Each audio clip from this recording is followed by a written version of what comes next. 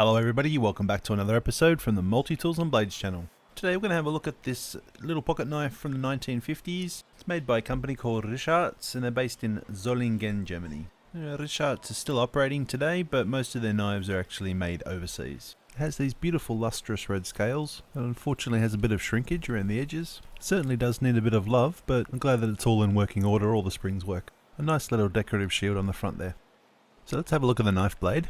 You can see it's well used. There's quite a bit of gunk on it, a little bit of oil. You have a tank stamp there that says Germany, stainless, rust-free. And if we flip it over, on the other side we have the little whale logo. So the whale logo there is a trademark of Richartz. And you can see it there replicated on the shield as well, where both on the tank stamp and on the shield it says Solingen. Interesting though that nowhere on the knife does it actually say the name Richartz. So there's no small penknife on that layer. On the next layer across we have a wood saw. I've never seen teeth on a wood saw cut just like this before. It's interesting to note that it doesn't thin off at the top, it's the same thickness all the way through. There's not really any evidence to say that this saw is being used, but it's quite blunt. From the look of it, it looks like it's actually two pieces of metal that's being cut separately and then glued together, welded together. Certainly is a very weird design, isn't it? I have to at least give them some points for trying something a bit different. They could have copied Victorinox, but they didn't. Next we have the scissors. Unfortunately these don't work. The spring works, but it just keeps on getting stuck like that. It's not a biggie. I'm going to restore this and it's going to come out really nice. I guess this is what you expect to get when you buy things on eBay, cheap. So I don't really know why it's sticking that much. Probably something to do with a pin. I don't think it'll be hard for me to fix. We'll see how it comes out, I guess.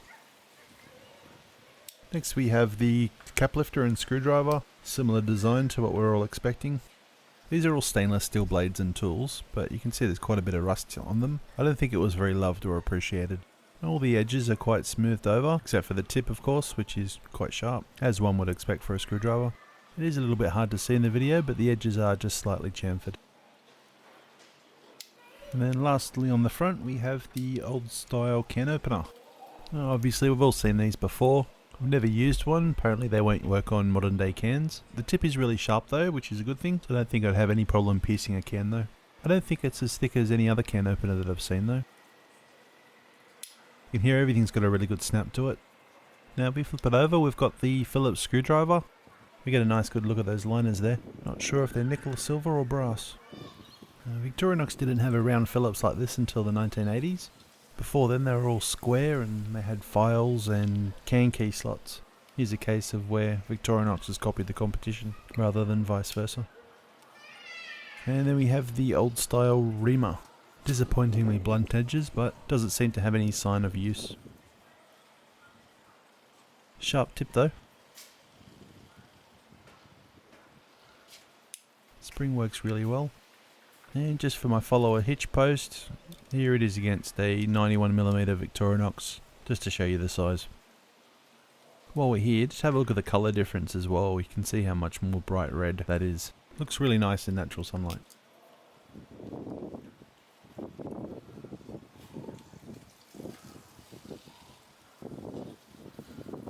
Well, there you have it people. Hope you've enjoyed the video. Don't forget to hit that like and subscribe button. Feel free to leave any comments you want down below and I'll answer them as soon as I can. And I'll catch you all next time.